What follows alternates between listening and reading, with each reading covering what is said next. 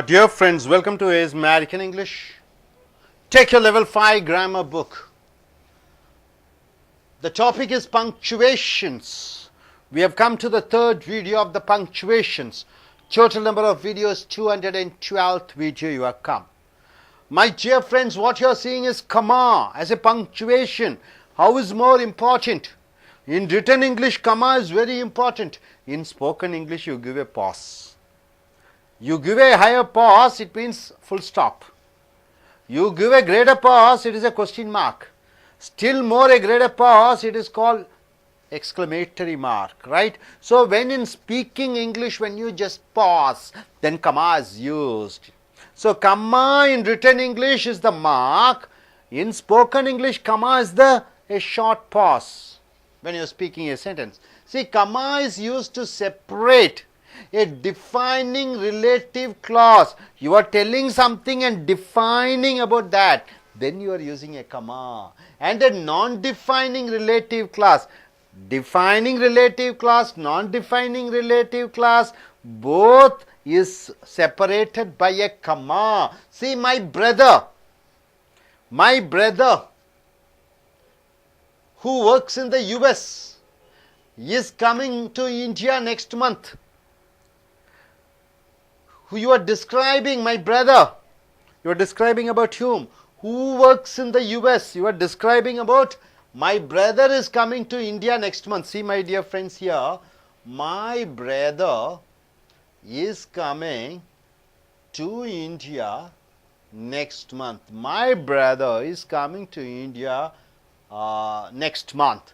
So you are defining about, what is the defining relative clause?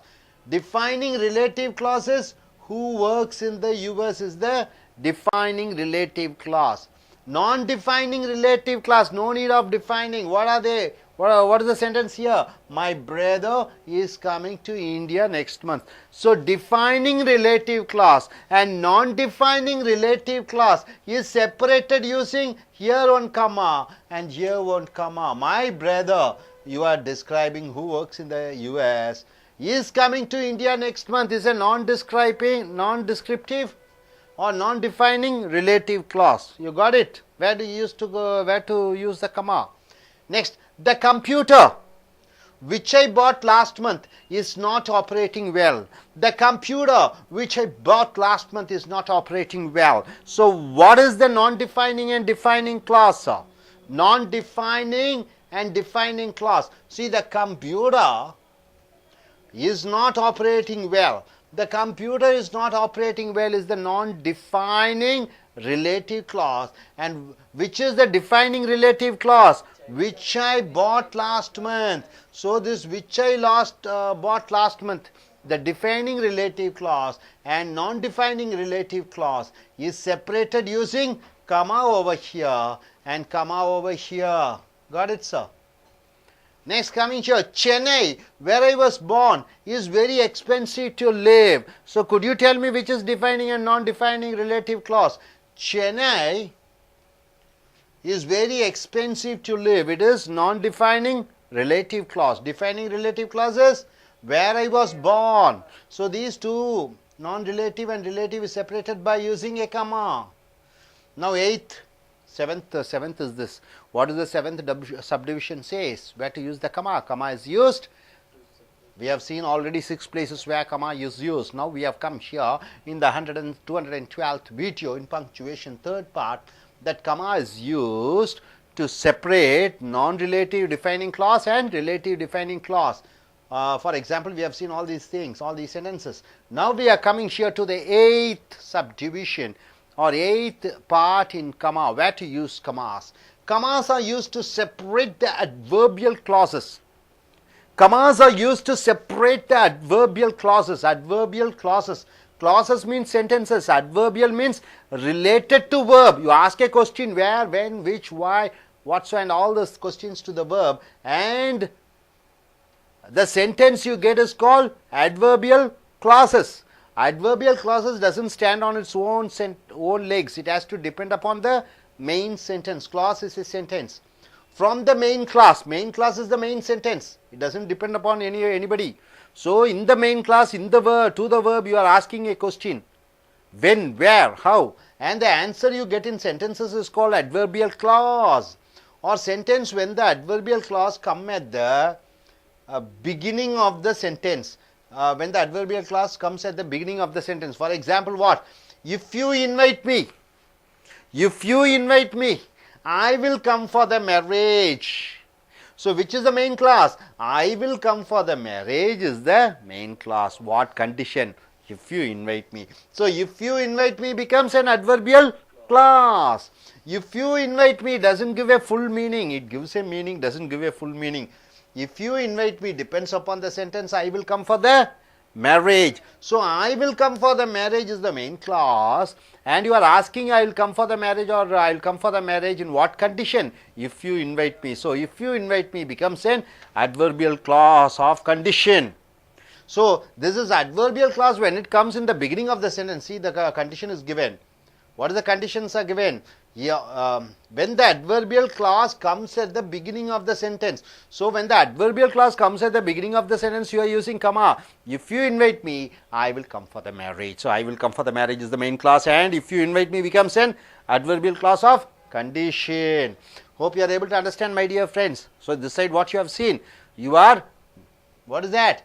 Relative or defining relative clause and non-defining relative clause. My brother is coming to India next month is, what is that? Non-defining relative clause. Who works in the US is the defining relative clause. Now coming here, although he studied hard, he did not get good marks. So which is the main sentence? He did not get good marks is the main sentence. Then you are asking the question, what way? Even though what? What are the conjunction? Conjunction is although he studied hard. So although he studied hard, you have a verb here. It is a clause. You ask a question in what aspects? You say you get an answer. Although he studied hard. So although he studied hard becomes an adverbial clause. So this adverbial clause comes before the main sentence. So when adverbial clause comes before the main clause, then you are using a comma. Although he studied hard, he did not get good marks. So you are giving a comma over there. In spoken English, you give a gap. Although he studied hard, he didn't get good marks. So there's a pause. That pause is where you use comma in the written English. And coming here, commas separate certain words. Commas separate certain words. What are the certain words? Commas separate certain words. Commas separate certain phrases. And commas separate some sentences which comes in a sentence as parenthesis. What do you mean by parenthesis, sir? In other words, what do you mean by parenthesis? We put these words, phrases and sentence by using commas to say that those words, phrases and sentences are not part of the sentence. Right? See, for example, she is a girl. Sabala. I like Sabala. I like Sabala. Sabala is my student. So in bracket, I don't want anybody to read. I like Sabala. She is such a wonderful girl. I like Sabala. She is one of my best student. In the bracket I am writing, what is that? She is very loving character. She is very loving character. So this I am putting in a bracket so that others should not read. So this she is a lovely character. This I don't want to say to others. She is my student Sabala. She is a sincere student, but she is Miss Sabala, a loving character. This loving character I put it in a bracket which I don't want others to read. That is called parenthesis.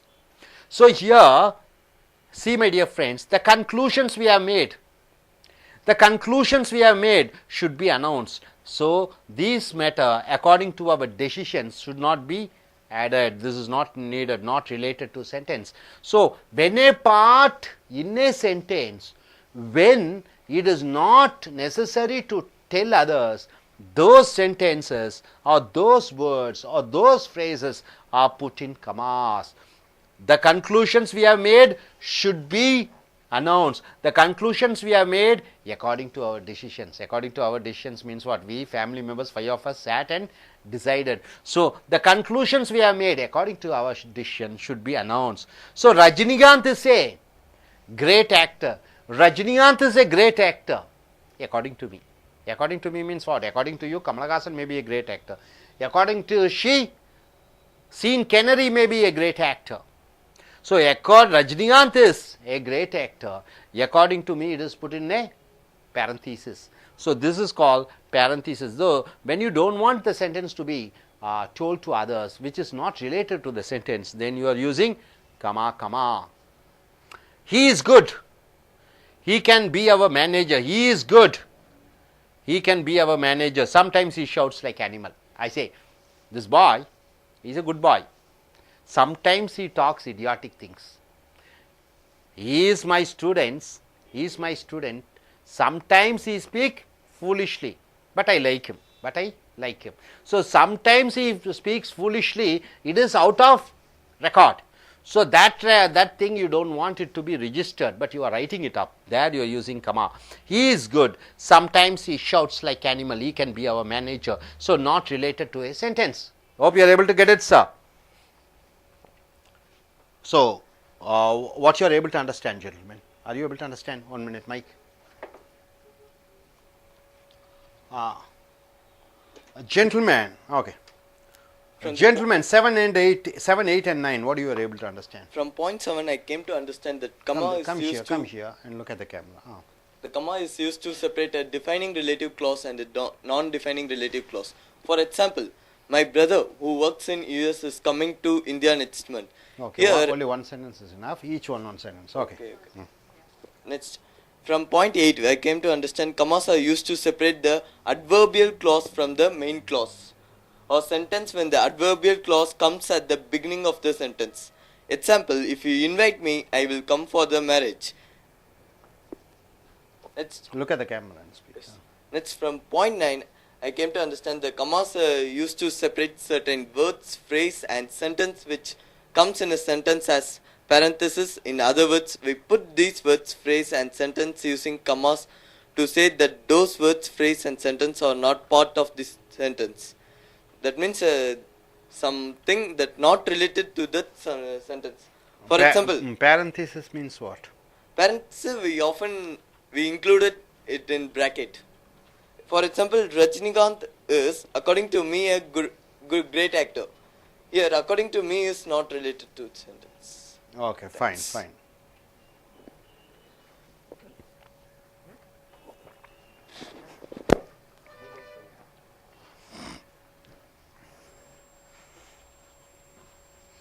நண்பர்களே, உங்களுடைய level 5 grammar புக்கை எடுத்துக்கொள்ளுங்கள்.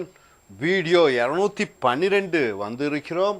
தலைப்பு punctuations என்று சொல்லக்கூடிய குறிகள். இதனுடைய 3வது வீடியோ வருகிறீர்கள்.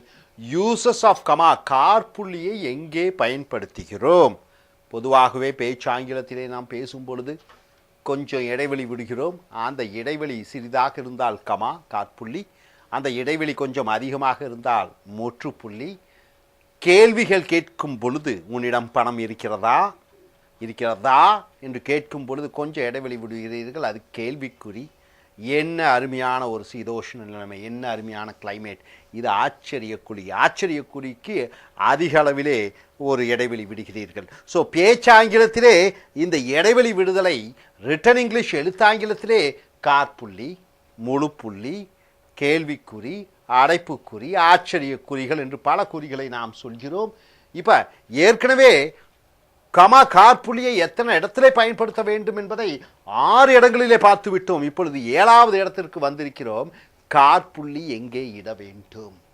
அப்போ காற்புள்ளி எங்கே நாம் போட வேண்டும் ஒரு வாக்கியத்திலே என்று பார்க்கும் பொழுது, comma is used to separate a defining relative class and a non-defining relative class. Clause என்றால் வாக்கியம்.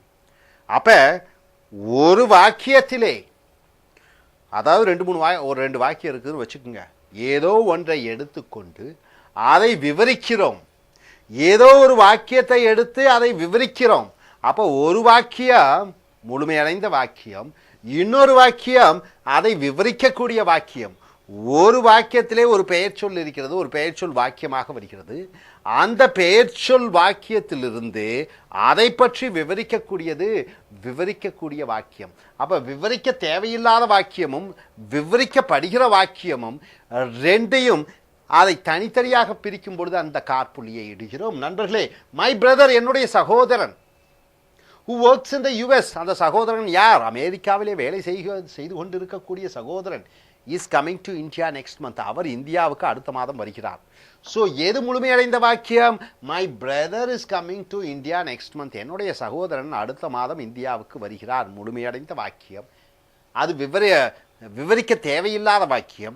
இந்த my brother is coming to India next month என்று சொல்லி என் தம்பி சகோதரன் அடுத்த மாதம் இந்தியாவுக்கு வருகிறார் என்று சொல்லி என் சகோதரனை பற்றி ஒரு வாக்கியமாக விவரிக்கும் பொழுது who works in the US, என் சகோதரன் யார் என்றால் அமெரிக்காவிலே வேலை செய்யக்கூடிய சகோதரன். அப்படி இந்த விவரிக்கக்கூடிய வாக்கியம், விவரிக்கப்படுகிற வாக்கியம் அல்லது விவரிக்கிற வாக்கியம், விவரிக்கப்படுகிற வாக்கியம் வந்து my brother is coming to India next month என்பது விவரிக்கப்படுகிற வாக்கியம். அந்த விவரிக்கப்படுகிற வாக்கியத்தை விவரிக்கிற வாக்கியம் who works in the US, அமெரிக்காவில் வேலை செய்யக்கூடிய என்னுடைய சகோதரன். அதை இரண்டையும் பிரிக்கும் பொழுது நீங்கள் காற்புள்ளி இடுகிறீர்கள். ஸோ நண்பர்களே, இந்த computer which I bought last month is not operating well. Computer நன்றாக இயங்குவதில்லை. இந்த computer is not operating well. இதுதான் முழுமையடைந்த வாக்கியம். எந்த கம்ப்யூட்டர் என்று விவரிக்கிறீர்கள்? போன மாதம் வாங்கிய கம்ப்யூட்டர்.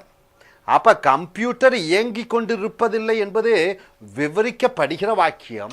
இந்த விவரிக்கப்படுகிற வாக்கியத்தில் அந்த சொல் கம்ப்யூட்டர், அதை விவரிக்கிற விதம் நான் போன மாதம் வாங்கிய கம்ப்யூட்டர் என்று வருகிறது.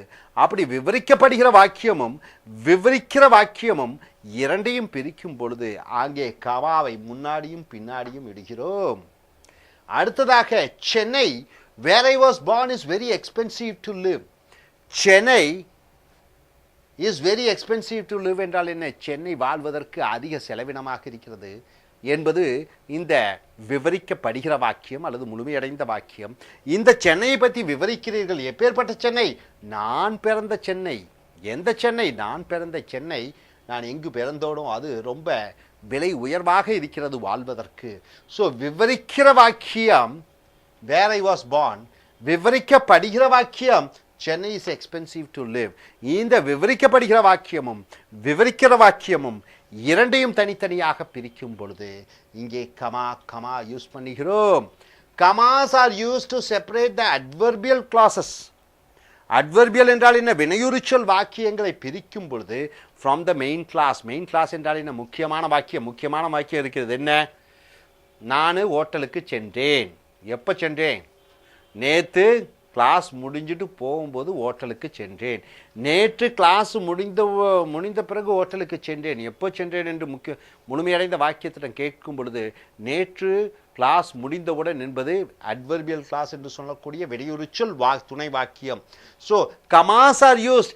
இந்த முழுமையடைந்த வாக்கியமும் சார்பு வாக்கியமும் வினையுரிச்சொல் வாக்கியத்தையும் பிரிக்கும் பொழுது கமா யூஸ் பண்றோம். Khamas are used. கமாகள் காற்புள்ளிகள் பயன்படுத்தப்படுகிறது டு செப்பரேட், பிரிக்க த அட்வர்பியல் கிளாஸஸ், வினையுரிச்சொல் வாக்கியங்களை ஃப்ரம் த மெயின் கிளாஸ், முழுமையடைந்த வாக்கியம் or sentence when the adverbial clause comes at the beginning of the sentence. அந்த துணை வாக்கியம் அல்லது சார்பு வாக்கியம் அல்லது வினையுரிச்சொல் வாக்கியம் அது வாக்கியத்தின் முன்னாடி வந்துட்டு முழுமையடைந்த வாக்கியம் பின்னாடி வரும் பொழுது இந்த சார்பு வாக்கியமையும் முழுமையடைந்த வாக்கியத்தையும் பிரிப்பதற்கு காற்புள்ளி இடுகிறோம்.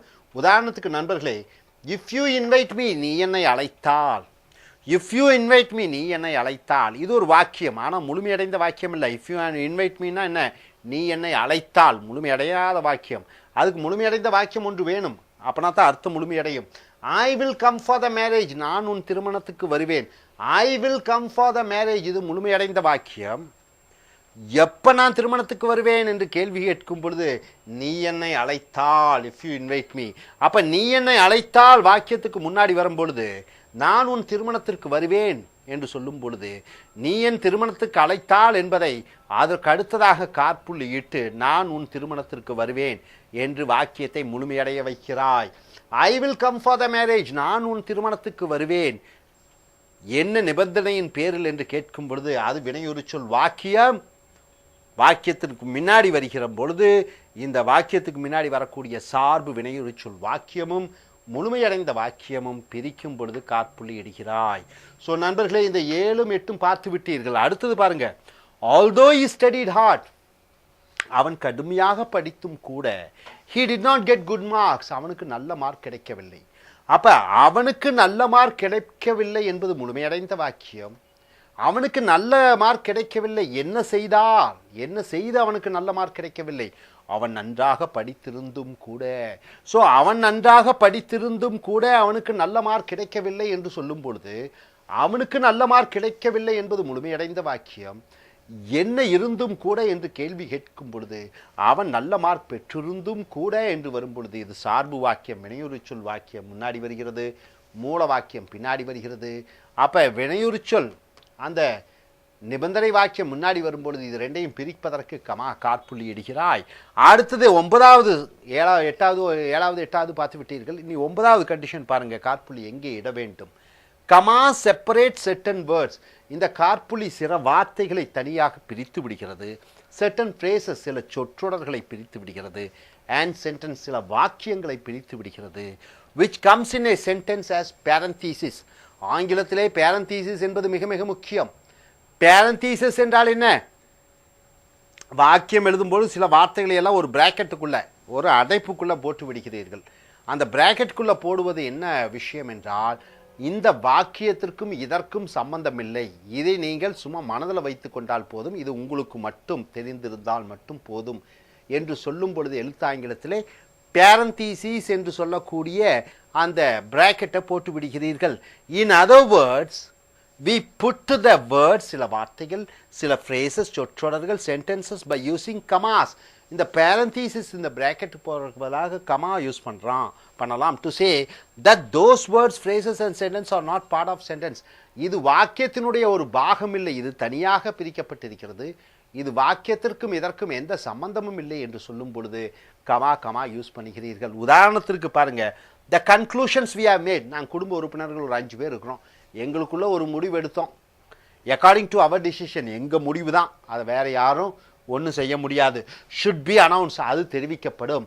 அப்ப the conclusions we have made should be announced, நாங்கள் எடுத்த முடிவுகள் அது தெரிவிக்கப்பட வேண்டும்.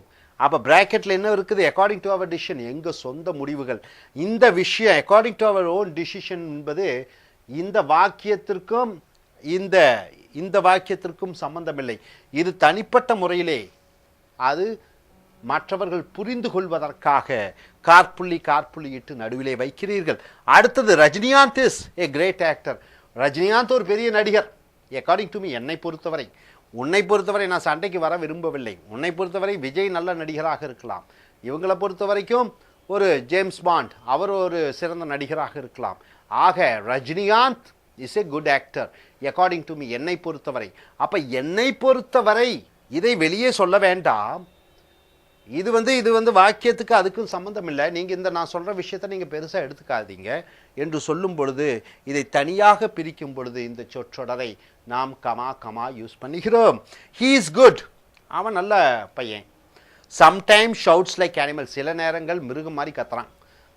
he can be our manager, அவன் நம்ம மேனேஜரா இருக்கலாம். இந்த பையனை பொறுத்த வரைக்கும் he can be our manager, நம்ம மேனேஜர்லாம் இருக்கலாம். ஆனா சில நேரங்கள் அவன் மிருகம் மாதிரி கத்துறான்.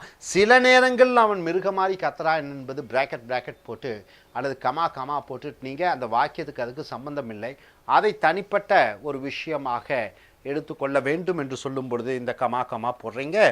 he is good, he can be our manager, sometimes he shouts like animal, so not related to sentence. so நண்பர்களே, கமா 6 இடத்துல பார்த்துட்டீங்க. 7வது இடம் விவரிக்கக்கூடிய வாக்கியமும் விவரிக்கப்படுகிற வாக்கியமும் தனியாக பிரிக்கும் பொழுது காற்புள்ளி இடுகிறீர்கள். 8வது இடம் ஒரு வாக்கியத்தை எடுத்துக்கொண்டு அந்த வாக்கியத்தில் உள்ள வினைச்சொல்லிடம் என்ன நிபந்தனை என்று கேட்கும் பொழுது அந்த வினையுரிச்சொல் வாக்கியம் முன்னாடி வருகிற பொழுது வினையுரிச்சொல் வாக்கியத்துக்கும் முழுமையடைந்த வாக்கியத்துக்கும் தனித்தனியாக பிரிக்கும் பொழுது காற்புள்ளி இடுகிறீர்கள். If you invite me I will come for the marriage, நீ என்னை திருமணத்துக்கு அழைத்தால் நான் உன் திருமணத்திற்கு வருவேன், அங்கே இடையிலே ஒரு காற்புள்ளி இடுகிறீர்கள். 9வது சில வாக்கியங்களாக சில விஷயங்களை சொல்லிக் கொண்டிருக்கும் பொழுது ஒரு விஷயம் அது வந்து ஒஃபீஷியலாக அல்ல, இது தனிப்பட்ட முறையிலே இதை ஒரு பெரிய விஷயமாக எடுத்துக்கொள்ள வேண்டாம் என்று ஒரு சில எழுத்துக்களையும் வார்த்தைகளையும் கமா போட்டு நடுவிலே போட்டு விடுகிறீர்கள். அதை நீங்கள் பெரிய விஷயமாக எடுத்துக்கொள்ளக்கூடாது என்று சொல்லும் பொழுது இந்த காற்புள்ளி இடுகிறீர்கள். ஸோ நண்பர்களே, இந்த காற்புள்ளியினுடைய 9வது பாகம் வரைக்கும் பார்த்திருக்கிறீர்கள். இனி வரக்கூடிய பாகங்களிலே மேலும் காற்புள்ளி எந்தெந்த இடத்தில் பயன்படுத்துவோம் என்பதை பார்ப்போம். Thank you very much.